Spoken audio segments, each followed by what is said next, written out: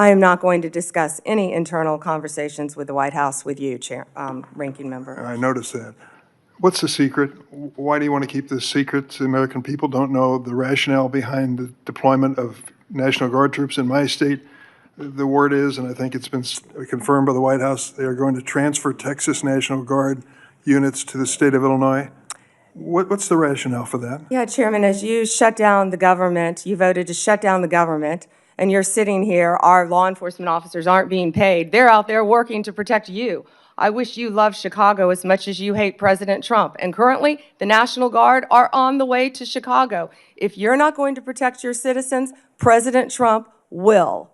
I've been on this committee for more than 20 years. That's the kind of testimony you expect from this administration. A simple question as to whether or not they had a legal rationale for deploying National Guard troops becomes grounds for a personal attack. I think it's a legitimate question. It's my responsibility. She refuses to answer as to whether she had any conversation with the White House about deploying national troops to my state. That's an indication, I'm afraid, where we are politically in this place. Tensions exploded in Washington today as Attorney General Pam Bondi unleashed a fiery verbal storm against Senator Dick Durbin during a heated Senate hearing. What began as a standard line of questioning quickly spiraled into a full-scale verbal showdown, with Bondi turning the tables and calling out Durbin's hypocrisy, statistics, and failures on crime. The hearing opened with Senator Dick Durbin pressing Pam Bondi about the White House's decision to deploy National Guard troops to U.S. cities, but Bondi stood her ground. Calm, yet fierce, she refused to disclose internal conversations citing confidentiality. When Durbin accused her of secrecy, she struck back. "Chairman, you voted to shut down the government. Law enforcement officers aren't being paid, yet you sit here asking questions instead of fixing your own mess. Let's dive in." Let me ask you another question. I want to, if you will, hold on a second. Make sure I got the right page of facts here. You testified under oath when you last before this committee that before your appointment to Attorney General, you had served as a representative of some sort for the royal family of Qatar. There was an issue that came before you in May when President Trump accepted a $400 million luxury jet from the royal family of Qatar for temporary use as Air Force One before it's permanently gifted to the Trump Presidential Library Foundation. The Constitution unequivocally bestows on Congress the power to control whether any officer of the United States, including the President, may accept a gift, quote, from any king, prince, or foreign state, end of quote. And this gift clearly violates the statutory regime enacted by Congress. You've refused to answer a letter I sent to you 5 months ago, asking the legal rationale you relied on to advise President Trump to accept this unprecedented gift from your former legal client. Can you make a promise today that you will disclose that? Disclose what, Ranking Member? I assume there was a letter or some sort of statement from your office to the White House to advise them that you felt it was permissible? First, to address my role with Qatar, as I addressed with you during my confirmation hearing, I disclosed it in my SJQ. In private practice, I worked for Qatar for anti-human trafficking for the World Cup. That was my only involvement, and I made that very clear, and I'm very proud of everything I've done with anti-human trafficking. Obviously, in preparing any advice for the President on a jet or anything else, we consult with the Office of Legal Counsel. The confidentiality applies to their input as well. And Chairman, if you would approve and vote to approve, as Chairman Grassley said, excuse me, Ranking Member, as Chairman Grassley said, my employees, we would answer your letters a lot faster, yet you're stalling them at every stop. And to go back to your previous question, your city has a murder rate 5 times higher than New York's. 571 homicides last year. If you were serious about protecting your people, you would be asking this administration for help. You're saying that we're coming into your state and your city. We're there to help make America safe and Illinois safe, whether or not you want to. I believe cutting federal grant programs to law enforcement in my state and across the nation does not make us any safer, and you've done just that. You've supplanted that decision by sending in National Guard troops to California and other places.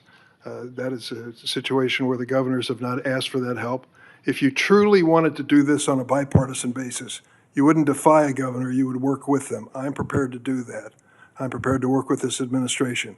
But cutting these grants to law enforcement does not make us any stronger as a nation or give us the tools we need to reduce crime in Chicago. Now, I'd just like to ask you, when it came to this Cutter situation, did you consult with the ethics office in the Department of Justice before making your decision on this gift of a jet? Chairman, I didn't gift a jet to anyone.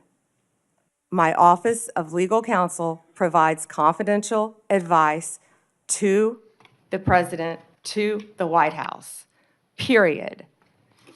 And you're conflating two issues. Cutting grants, I was very clear about what grants we've cut and what grants we haven't, only 7%. And if you have a grant in Illinois that you think that I've cut that is protecting law enforcement officers or your people, you personally call me and I will work with you to turn that grant back on. I think many of the Democrats here can tell you, I have worked with them to turn grants back on. There's an appeal process.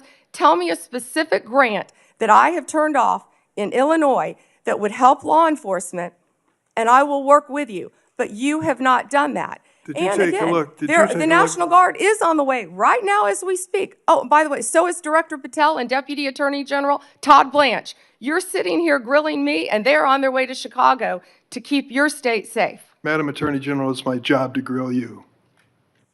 Investigation of your agency is part of my responsibility and this committee.